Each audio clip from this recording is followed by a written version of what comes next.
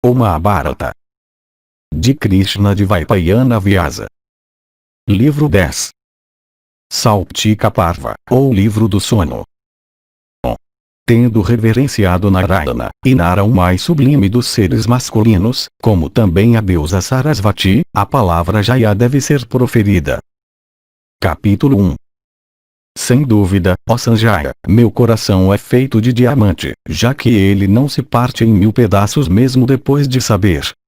Kripa, Asvataman, Kritavarma na floresta, descansando depois do pôr do sol.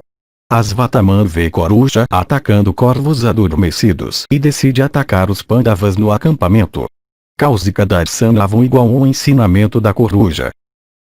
Sanjaya disse, aqueles heróis então foram juntos em direção ao sul. Na hora do pôr do sol eles alcançaram o local perto do acampamento Kuru. Deixando seus animais soltos, eles ficaram muito assustados. Chegando então a uma floresta, eles secretamente a adentraram. Eles se alojaram lá a uma distância não muito grande do acampamento. Cortados e mutilados por muitas armas afiadas, a respiração deles era pesada e difícil, pensando nos Pandavas. Ouvindo o barulho alto feito pelos Pandavas vitoriosos, eles tiveram medo de uma perseguição e, portanto, fugiram para o leste. Tendo prosseguido por algum tempo, seus animais ficaram cansados e eles mesmos ficaram com sede.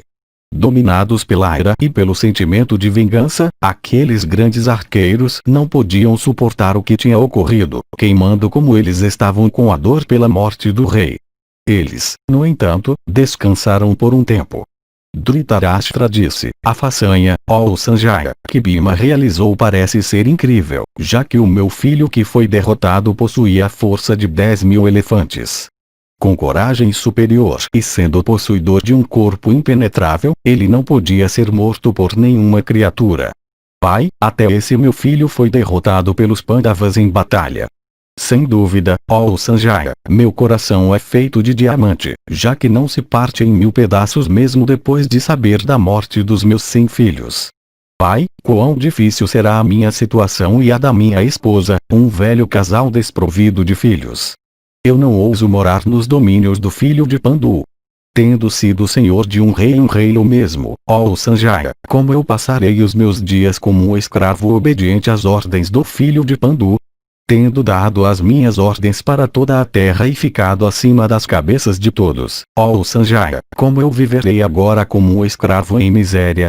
Como eu serei capaz, ó Sanjaya, de suportar as palavras de Bhima que matou sozinho todos os meus 100 filhos? As palavras de Vidura de grande alma vieram a se realizar. Pai, meu filho, ó Sanjaya, não escutou aquelas palavras. O que, no entanto, fizeram Kritavarma e Kripa e o filho de Drona depois que o meu filho Duryodhana tinha sido injustamente derrotado? Sanjaya disse, eles não tinham ido longe, ó rei, quando pararam, pois eles viram uma floresta densa cheia de árvores e trepadeiras.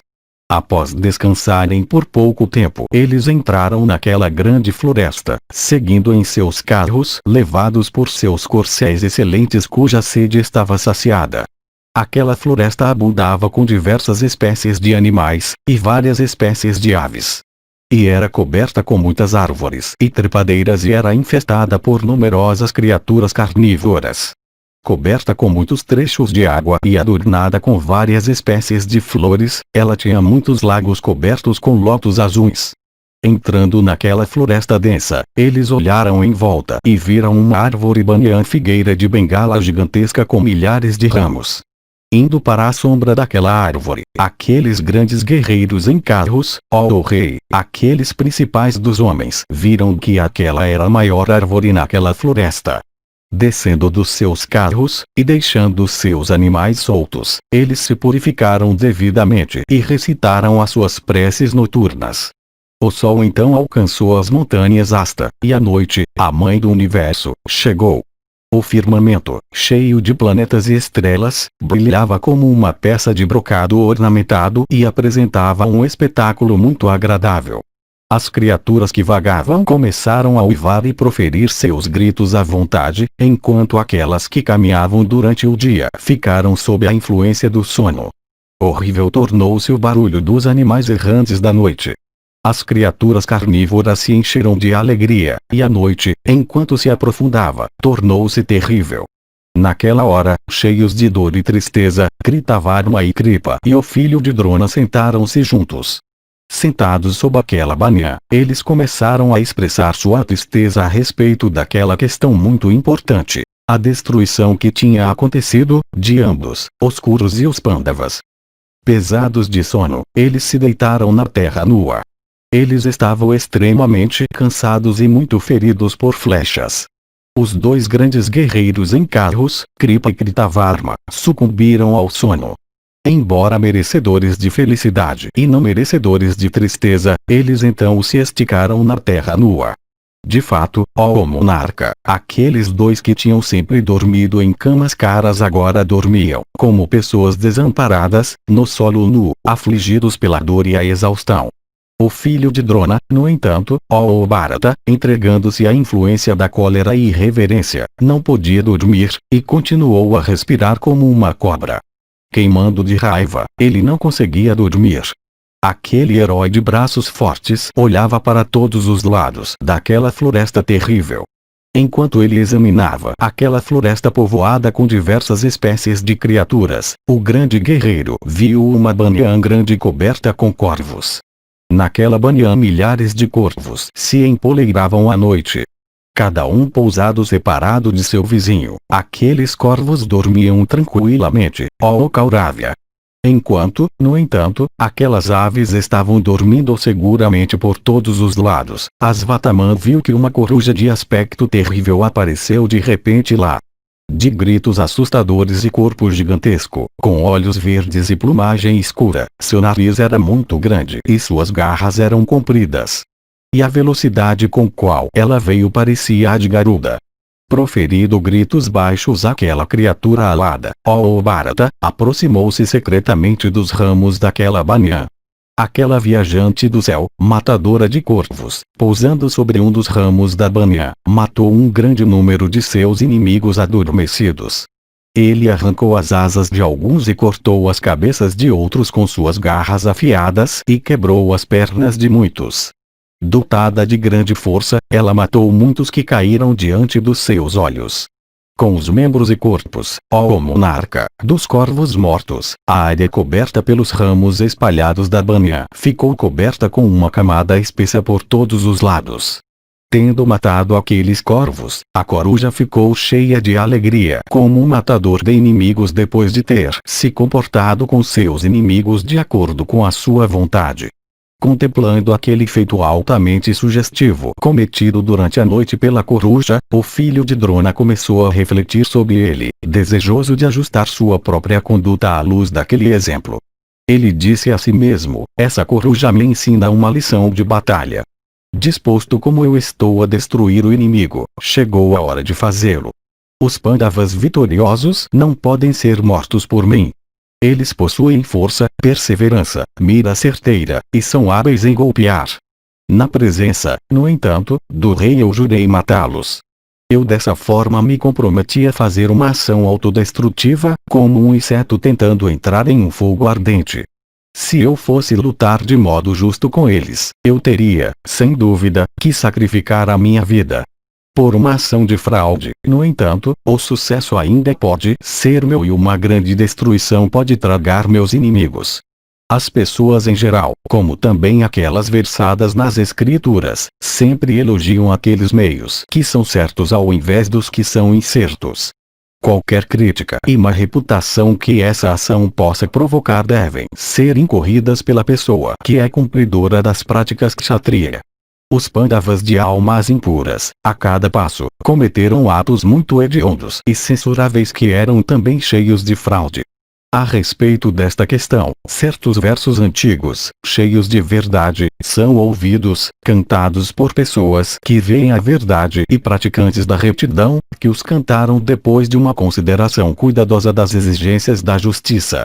Os versos são estes. O exército do inimigo, mesmo quando cansado, ou ferido com armas, ou empenhado em comer, ou quando retirado, ou quando descansando dentro do seu acampamento, deve ser atacado.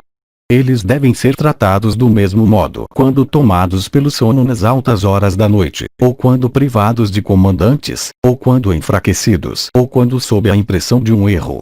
Ao refletir dessa forma, o valente filho de Drona tomou a decisão de matar durante a noite os Pandavas e os Panchalas adormecidos. Tendo tomado essa decisão pecaminosa e se comprometendo repetidamente a executá-la, ele despertou seu tio materno e o chefe dos Bojas. Acordados de seu sono, aqueles dois homens ilustres e poderosos, Kripa e o chefe Boja, ouviram o plano de Ashvatthama. Cheios de vergonha, ambos se abstiveram de dar uma resposta conveniente.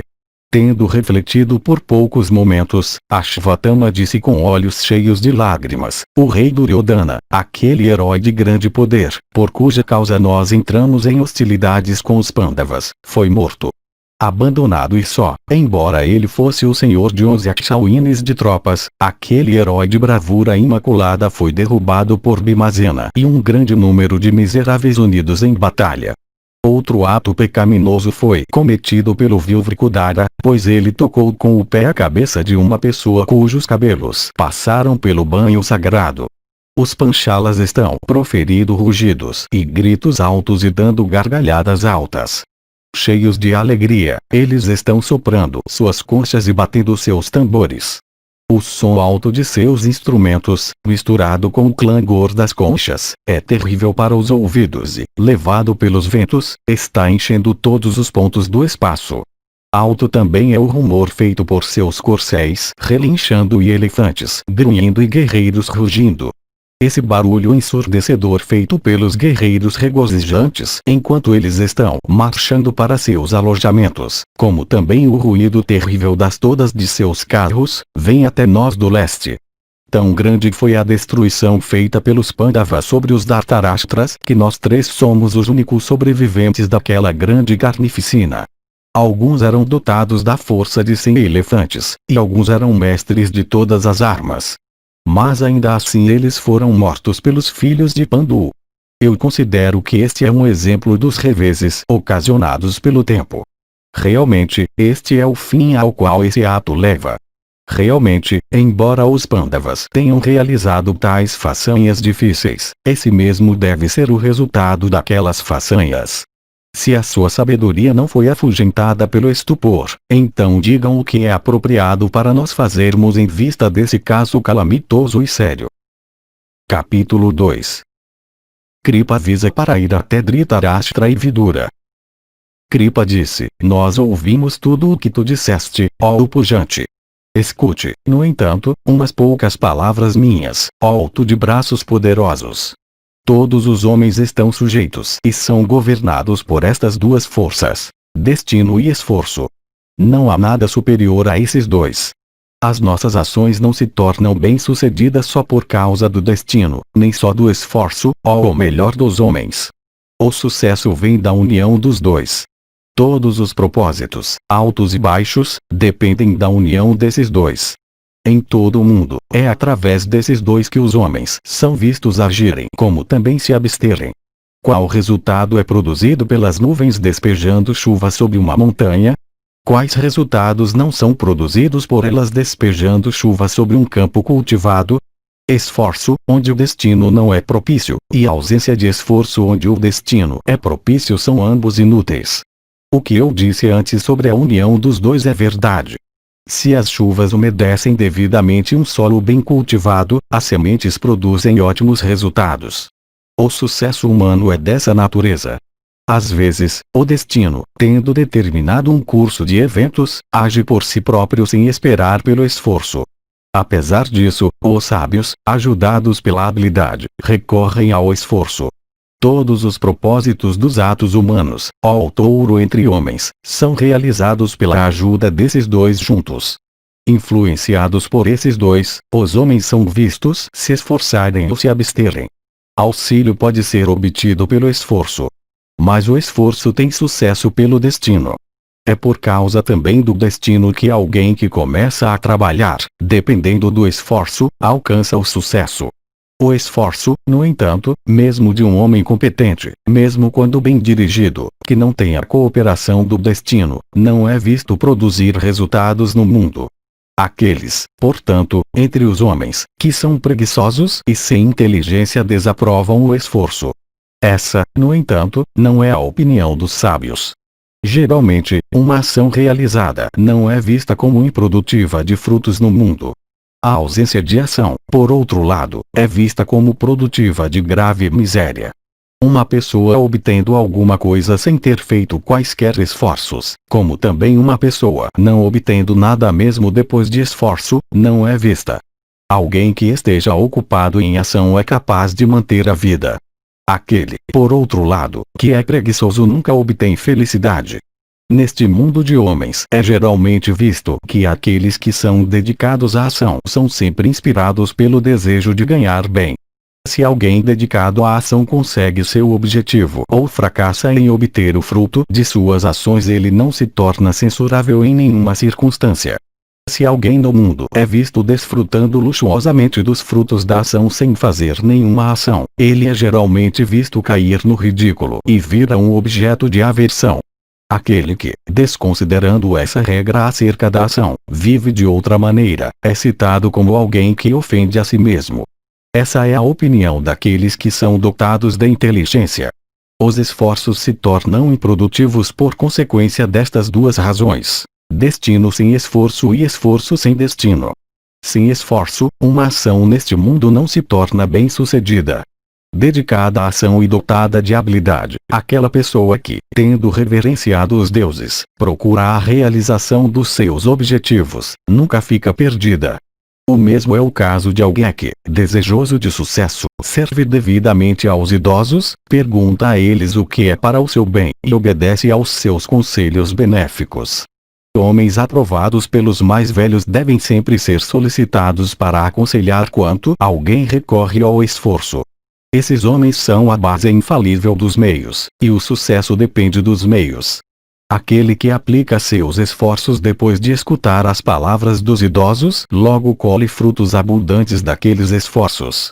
O homem que, sem reverência e respeito para com outros capazes de dar a ele bons conselhos, procura a realização dos seus propósitos, movido pela paixão, raiva, medo e avareza, logo perde a sua prosperidade.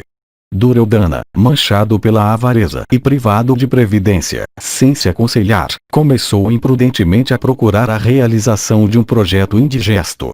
Desconsiderando todos os que lhe desejavam bem e se aconselhando somente com os vis, ele, embora dissuadido, travou hostilidades com os Pandavas, que eram seus superiores em todas as boas qualidades. Ele, desde o início, foi muito perverso. Ele não pôde reprimir a si mesmo. Ele não fez o que os amigos lhe pediram. Por tudo isso, ele está agora queimando em dor e em meio à calamidade. Em relação a nós, já que nós seguimos aquele patife pecaminoso, essa grande calamidade, portanto, nos alcançou. Essa grande calamidade queimou a minha compreensão.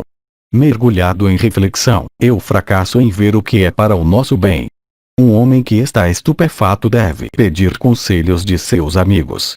Em tais amigos ele tem sua compreensão, sua humildade, e sua prosperidade. As ações dele devem ter sua base neles. Deve ser feito aquilo que esses amigos inteligentes, tendo decidido por seu discernimento, aconselharem. Vamos, portanto, até Dhritarashtra e Gandhari Vidura de grande alma e perguntemos a eles o que devemos fazer. Questionados por nós, eles dirão o que, depois disso tudo, é para o nosso bem. Nós devemos fazer o que eles disserem. Essa é a minha resolução certa. Aqueles homens cujas ações não têm sucesso mesmo depois da aplicação do esforço devem, sem dúvida, ser considerados como afligidos pelo destino. Capítulo 3. Asvatthama afirma sua decisão. Sanjaya disse, ouvindo essas palavras de Kripa que eram propícias e repletas de moralidade e valor, Ashvatthama, ó monarca, ficou cheio de tristeza e aflição. Queimando de aflição como se essa fosse um fogo ardente, ele tomou uma decisão perversa e então se dirigiu a ambos dizendo, a faculdade da compreensão é diferente em homens diferentes. Cada homem, no entanto, está satisfeito com sua própria inteligência. Cada homem se considera mais inteligente do que os outros. Cada um respeita a sua própria compreensão e confere a ela grande louvor. A sabedoria de cada um é, para cada um objeto de louvor. Todos falam mal da sabedoria dos outros e bem da própria, em todas as ocasiões. Homens cujos julgamentos concordam em relação a algum objetivo não alcançado, mesmo que haja uma variedade de considerações, ficam satisfeitos e elogiam uns aos outros. Os julgamentos, também, dos mesmos homens, oprimidos com os reveses pela influência do tempo, se tornam contrários uns aos outros. Mais particularmente, por causa da diversidade de intelectos humanos, os julgamentos são necessariamente diferentes quando os intelectos estão nublados. Como um médico habilidoso, tendo devidamente diagnosticado uma doença, prescreve um remédio pela aplicação da sua inteligência para efetuar uma cura, assim os homens, para a realização das suas ações, usam a sua inteligência, ajudados por sua própria sabedoria. O que eles fazem é também desaprovado por outros. Um homem, na juventude, é afetado por um tipo de compreensão. Na meia-idade o mesmo não mais prevalece, e no período de decadência, um tipo diferente de compreensão se torna agradável para ele. Quando caído em uma angústia terrível ou quando visitado por grande prosperidade, a compreensão de uma pessoa, ou o chefe dos bojas, é vista ser muito atormentada. Em uma mesma pessoa, por falta de sabedoria, a compreensão se torna diferente em tempos diferentes. Aquela compreensão que em uma época era aceitável torna-se o contrário disso em outra época. Tendo decidido, no entanto, de acordo com a própria sabedoria, deve-se se esforçar para realizar a decisão que é excelente. Tal decisão, portanto, deve forçá-lo a empregar esforço. Todas as pessoas, ou o chefe dos bojas, começam a agir alegremente, mesmo a respeito de empreendimentos que levam à morte, na convicção de que aqueles empreendimentos são realizáveis por eles. Todos os homens, confiando em seus próprios julgamentos e sabedoria, se esforçam para realizar diversos propósitos, sabendo que eles são benéficos. A resolução que possui minha mente hoje por causa da nossa grande calamidade, como uma coisa que é capaz de dissipar a minha dor, eu agora revelarei a vocês. O Criador, tendo formado as suas criaturas, atribuiu a cada uma a sua ocupação. Com relação às diferentes classes, ele deu a cada uma delas uma porção de excelência. Aos Brahmanes ele atribuiu a principal de todas as coisas, o Veda. Aos Kshatriyas ele atribuiu energia superior. Aos Vaishyas ele deu habilidade, e aos Sudras ele deu o dever de servir as três outras classes. Então, um Brahmane sem autocontrole é censurável. Um Kshatriya sem energia é desprezível. Um Vaisya sem habilidade é digno de menosprezo, como também um Sudra que é desprovido de humildade com as outras classes. Eu nasci em uma família adorável e superior de Brahmanes. Por má sorte, no entanto, eu sou dedicado às práticas kshatriyas. Se, conhecedor como eu sou dos deveres kshatriya, eu adotar agora os deveres de um Brahmane e alcançar um objetivo elevado, a purificação do eu sob tais injúrias, esse curso de ação não será compatível com a nobreza. Eu seguro um arco excelente e armas excelentes em batalha. Se eu não vingar a morte do meu pai, como eu abrirei minha boca em meio aos homens? Respeitando os deveres kshatriya, portanto, sem hesitação, eu seguirei hoje os passos do meu pai de grande alma e do rei. Os Panchalas, jubilosos com a vitória, dormirão confiantemente esta noite, tendo tirado suas armaduras em grande alegria, e cheios de felicidade, pensando na vitória que ganharam, e exaustos com o trabalho e esforço feitos. Enquanto dormirem tranquilamente à noite dentro do seu próprio acampamento, eu farei um grande e terrível ataque sobre o seu acampamento.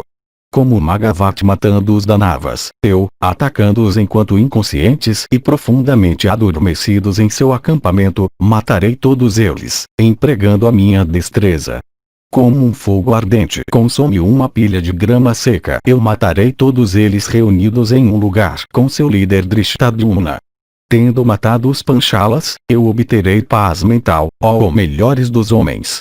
Enquanto dedicado à ação de matança, eu me moverei entre eles como um manejador do Pinaka, o próprio Rudra, em fúria entre criaturas vivas. Tendo liquidado e matado todos os Panchalas hoje, eu irei então, em alegria, afligir os filhos de Pandu em batalha, tirando as suas vidas uma depois da outra e fazendo a terra ser coberta com os corpos de todos os Panchalas, eu saldarei a dívida que tenho com meu pai. Eu hoje farei os Panchalas trilharem o mesmo caminho, difícil de trilhar, de Duryodhana e Karna e Bhishma, e do soberano dos Sindhus. Aplicando a minha força, eu esta noite moerei a cabeça, como a de um animal qualquer, de Drishtadyumna, o rei dos Panchalas.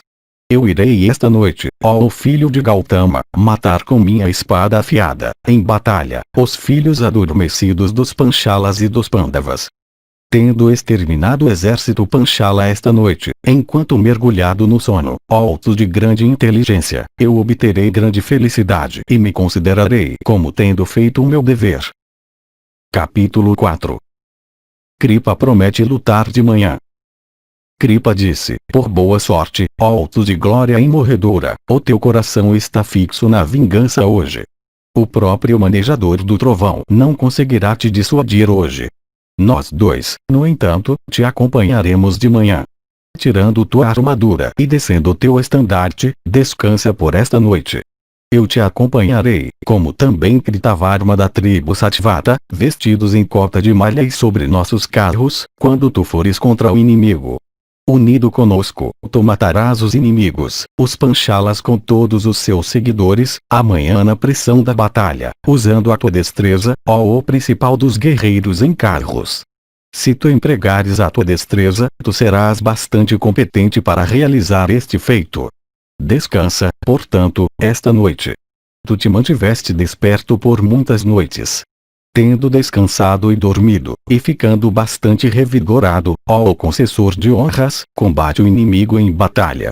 Tu então matarás o inimigo, sem dúvida.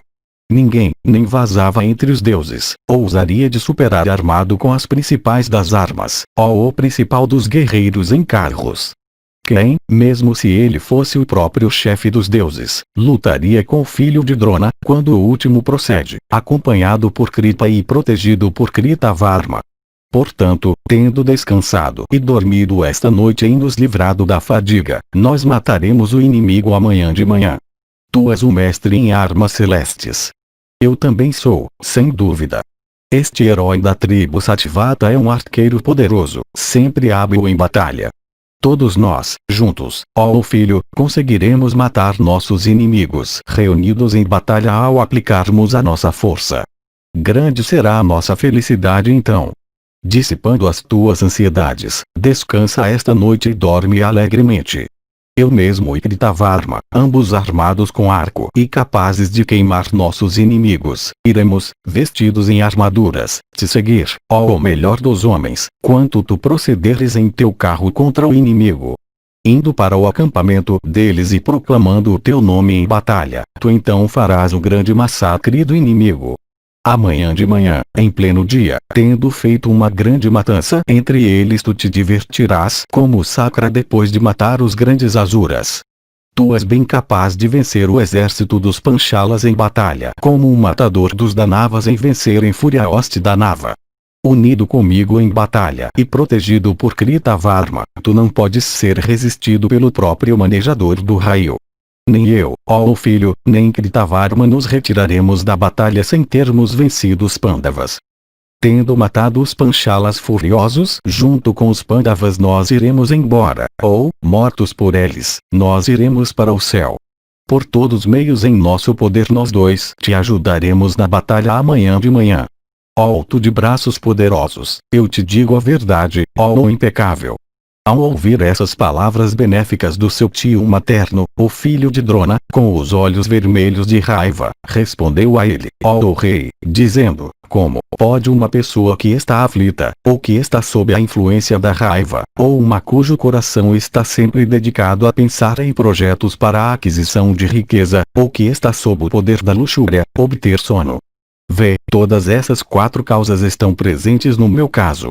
Qualquer uma delas, separadamente, destruiria o sono. Tão grande é a dor daquela pessoa cujo coração está sempre pensando na morte de seu pai. Meu coração está agora queimando dia e noite. Eu não consigo obter paz. O modo pelo qual meu pai especialmente foi morto por aqueles canalhas pecaminosos foi testemunhado por vocês todos.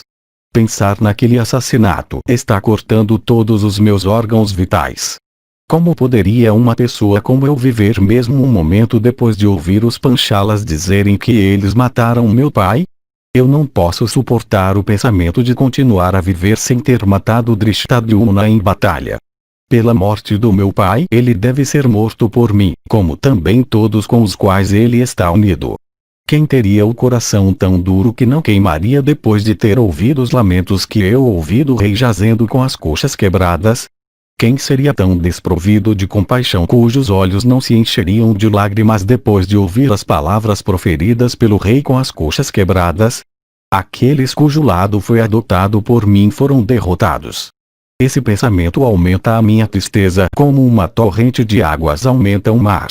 Protegidos como eles são por Vasudeva e Arjuna, eu os considero, ó tio, irresistíveis até pelo próprio grande Indra. Eu não posso reprimir essa ira crescente em meu coração. Eu não vejo homem neste mundo que possa acalmar essa minha fúria. Os mensageiros me informaram da derrota dos meus amigos e da vitória dos Pandavas. Isso está queimando o meu coração. Tendo, no entanto, feito uma matança de meus inimigos durante o seu sono, eu irei então descansar e então dormirei sem ansiedade. Capítulo 5. Kripa contra, mas ele Kritavarma seguem Asvatthama quando ele vai. Kripa disse, uma pessoa que é privada de inteligência e que não tem suas paixões sob controle, mesmo que sirva aos seus superiores respeitosamente, não pode entender todas as considerações de moralidade. Essa é minha opinião. Da mesma maneira, uma pessoa inteligente que não pratica a humildade fracassa em entender as conclusões estabelecidas de moralidade. Um homem corajoso, se privado de inteligência, por servir toda a sua vida a uma pessoa erudita fracassa em conhecer seus deveres, como uma concha de madeira é incapaz de provar a sopa suculenta na qual ela possa estar mergulhada. O homem sábio, no entanto, por servir a uma pessoa erudita mesmo por um momento consegue conhecer seus deveres, como a língua provando a sopa suculenta logo que tem contato com a última. A pessoa que é dotada de inteligência, que serve aos seus superiores, e que tem suas paixões sob controle consegue conhecer todas as regras de moralidade e nunca se opõe ao que é aceito por todos. Uma pessoa indisciplinada, irreverente e pecaminosa de alma vil comete pecados ao procurar o seu bem-estar por desconsiderar o destino. Bem-querentes procuram impedir um amigo de pecar. Aquele que se permite ser dissuadido consegue ganhar prosperidade. Aquele que faz o contrário colhe miséria. Como uma pessoa de inteligência desordenada é contida por palavras calmantes, assim mesmo um amigo deve ser contido por bem-querentes. Aquele que se permite ser assim reprimido nunca se torna vítima da miséria. Quando um amigo sábio está prestes a cometer uma má ação, bem-querentes possuidores de sabedoria repetidamente e conforme o máximo que podem se esforçam para reprimi-lo. Colocando o teu coração sobre o que é realmente benéfico, e reprimindo a ti mesmo pelo teu próprio ser, faze o que eu te peço, ó filho, para que tu não tenhas que te arrepender depois. Neste mundo, matar pessoas adormecidas não é aprovado, de acordo com os ditames da religião. O mesmo é o caso das pessoas que baixaram as armas e desceram de carros e corcéis. Também não são assassináveis aqueles que dizem nós somos teus e que se rendem, e aqueles cujos cabelos estão despenteados, e aqueles cujos animais foram mortos sob eles ou cujos carros foram quebrados. Todos os panchalas dormirão esta noite, ó Senhor, tirando as suas armaduras. Dormindo confiantemente, eles serão como homens mortos. O homem de mente desonesta que entrasse em hostilidade com eles nesse momento, é evidente, afundaria em um inferno profundo e ilimitado sem uma balsa para se salvar. Neste mundo tu és famoso como o mais notável de todos os que conhecem armas. Tu até agora não cometeste nenhuma mínima transgressão. Quando o sol se erguer na manhã seguinte e a luz revelar todas as coisas, tu mesmo, como um segundo sol em refulgência, conquistarás o inimigo em batalha. Esse feito censurável, tão impossível em alguém como tu, parecerá uma mancha vermelha em um lençol branco. Essa é minha opinião. Ashvatthama disse, sem dúvida, é assim mesmo, ó tio materno, como tu disseste. Os Pandavas, no entanto, antes disso quebraram a ponte da justiça em 100 fragmentos. Diante de todos os reis, perante os teus olhos também, o meu pai, depois que ele tinha deposto suas armas, foi morto por Drishtadyumna. Karna também, o principal dos guerreiros em carros, depois que a roda do seu carro tinha afundado e ele estava mergulhado em grande angústia, foi morto pelo manejador do Gandiva. Similarmente, Bhishma, o filho de Santanu, depois que tinha posto de lado as suas armas e ficado desarmado, foi morto por Arjuna com Shikandi colocado em sua dianteira. Assim também, o arqueiro poderoso Burishrava, enquanto praticava o voto de praia no campo de batalha, foi morto por Yudana em total desconsideração pelos gritos de todos os reis. Duryodhana também, tendo combatido Bhima em batalha com a massa, foi morto injustamente pelo último diante de todos os senhores da terra. O rei estava completamente só no meio de um grande número de poderosos guerreiros em carros ao redor dele. Sob tais circunstâncias aquele tigre entre homens foi morto por Bhimazena. Aquelas lamentações que eu ouvi, do rei jazendo prostrado sobre a terra com as coxas quebradas, dos mensageiros difundindo as notícias, estão cortando o âmago do meu coração. Os Panchalas injustos e pecaminosos, que derrubaram a barreira da virtude, são exatamente assim. Porque você não critica a eles que violaram todas as considerações. Tendo matado os Panchalas, aqueles assassinos do meu pai, durante a noite quando eles estiverem mergulhados no sono, eu não me importo se tiver que nascer como um verme ou um inseto alado na minha próxima vida. Isso que eu resolvi está me incitando na direção da sua realização. Inquieto como eu estou por isso, como eu posso ter sono e felicidade? Ainda não nasceu no mundo, nem nascerá, o homem que conseguirá frustrar essa resolução que eu planejei para a destruição deles. Sanjaya continuou. Tendo dito essas palavras, ó monarca, o valente filho de Drona uniu seus corcéis ao seu carro em um lugar afastado e partiu na direção de seus inimigos. Então Boja e o filho de Sharadvata, aqueles homens de grande alma, dirigiram-se a ele dizendo, por que tu unes os corcéis ao teu carro? A qual ato tu estás determinado? Nós estamos decididos a te acompanhar amanhã, ó touro entre homens. Nós compartilhamos contigo os mesmos sentimentos na dor e na prosperidade. Não cabe a ti suspeitar de nós. Lembrando-se da morte de seu pai, Ashvatthama com raiva disse a eles a verdade acerca da ação que ele tinha resolvido realizar. Quando meu pai, tendo matado centenas e milhares de guerreiros com flechas afiadas, tinha posto de lado as suas armas, ele foi então morto por Drishtadyumna. Eu matarei aquele assassino hoje em uma condição parecida com aquela, quando ele tiver posto de lado a sua armadura. O filho pecaminoso do rei dos Panchalas eu matarei hoje por uma ação pecaminosa. É minha decisão matar como um animal aquele príncipe pecaminoso dos Panchalas de tal modo que ele não possa alcançar as regiões ganhas pelas pessoas mortas com armas. Coloquem suas cotas de malha sem demora e peguem seus arcos e espadas, e esperem por mim aqui, ó principais dos guerreiros em carros e destruidores de inimigos. Após dizer essas palavras, Ashvatthama subiu no carro e partiu na direção do inimigo. Então Kripa, ó rei, e Kritavarma da tribo Satvata, ambos o seguiram. Enquanto os três procediam contra o inimigo, eles brilhavam como 3 fogos ardentes em um sacrifício, alimentados com libações de manteiga clarificada. Eles foram, ó Senhor, para o acampamento dos Panchalas dentro do qual todos estavam dormindo.